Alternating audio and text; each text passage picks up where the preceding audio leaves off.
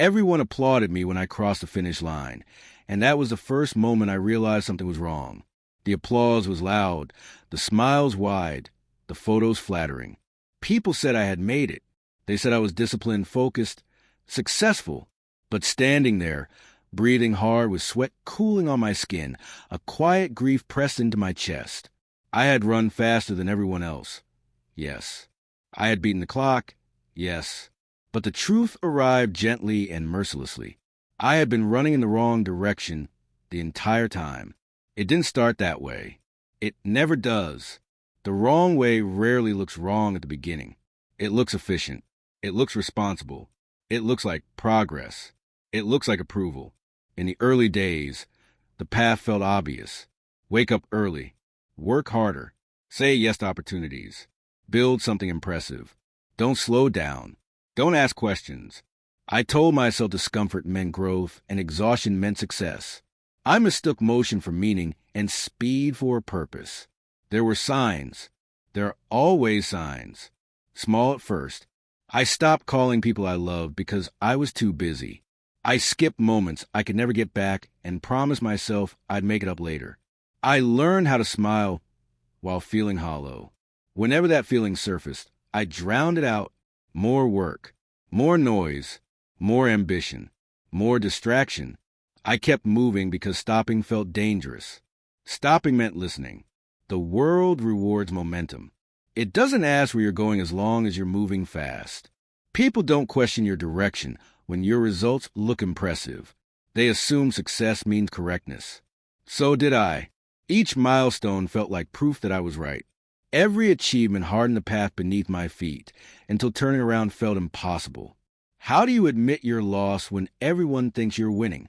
One night, long after midnight, I sat alone with a phone that wouldn't stop buzzing. Messages, notifications, reminders of a life that demanded constant attention. I stared at the screen and felt nothing. Not pride, not joy, not even stress. Just emptiness. The kind that doesn't scream. The kind that waits. It asked one quiet question I couldn't outrun. Is this it? I told myself I was just tired, that I needed rest, not reflection, that happiness was waiting at the next milestone, that fulfillment was delayed, a reward for obedience. So I kept going, faster. I doubled down on the very things draining me, because turning around would mean admitting I had been wrong. The danger of heading the wrong way isn't immediate pain. It's slow transformation. You become someone who measures worth by output, someone who fears stillness, someone who confuses being needed with being loved. I noticed in how I spoke, how I listened, how I treated silence like an enemy. I was always planning the next move. Presence felt unproductive. The crack came quietly. A conversation I almost skipped. A person I nearly ignored. They asked a simple question. Are you happy? I laughed before answering, because that's what you do when the truth is close. I gave a practiced response about gratitude and growth. They didn't argue. They just looked at me and said, "You don't sound like you believe that." That sentence followed me. It echoed in crowded rooms and quiet moments. I realized how rarely anyone had challenged my direction, how rarely I had challenged it myself. I had been so focused on not failing that I never asked what success actually meant to me. I had inherited a definition and chased it without question. The reversal didn't arrive with fireworks. It began the day I stopped running, not because I reached the end, but because I couldn't carry the weight anymore. I took a day off without an excuse. Then another. The silence was uncomfortable.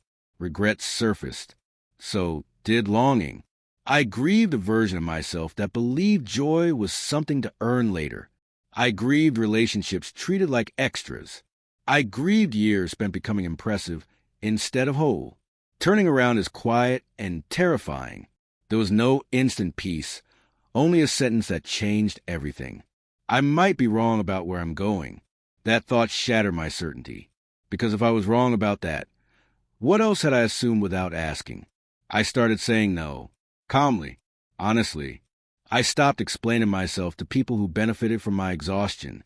I began doing things slowly again, imperfectly, without optimizing every moment. I listened more. I rested without guilt. Some doors closed when I changed direction. That hurt more than I expected. Not everyone wants to walk with you if you stop running. There were days I panicked. Days I wondered if I had ruined everything. The old path called to me with promises of applause and certainty. It's hard to leave something that once worked, even if it's empty now. Progress backward looks like failure to people who never question the map. I had to learn to live without constant validation. And then something shifted. The emptiness loosened its grip. I laughed without checking time. I noticed beauty in ordinary moments again. The world felt wider, not because I had more, but because I needed less. Purpose stopped feeling like a destination and started feeling like alignment. I wasn't chasing anymore. I was choosing. You don't find the right direction by running harder. You find it by stopping long enough to ask where your heart wants to go. The wrong way is often paved with praise. The right way is quieter, slower, and less impressive to outsiders. But it's honest. It's sustainable. You can breathe. I don't regret the effort I gave. I regret the assumptions I never questioned. I regret believing success was external and visible. I regret thinking pain was proof of progress and rest was weakness. I regret ignoring the inner warnings because they didn't fit the story. If something in you feels tight reading this, pay attention. If your life looks good outside but feels empty inside, don't dismiss it. Not everything that moves you forward takes you where you belong.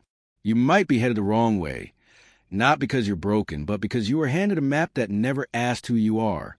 The brave thing isn't to keep going blindly. It's to stop, turn around, and choose again. The good ending isn't ease. It's truth. You wake up aligned instead of anxious. You measure life by meaning, not momentum. And one day, without applause, you realize something quietly powerful. You're no longer running away from yourself. You're finally moving toward home.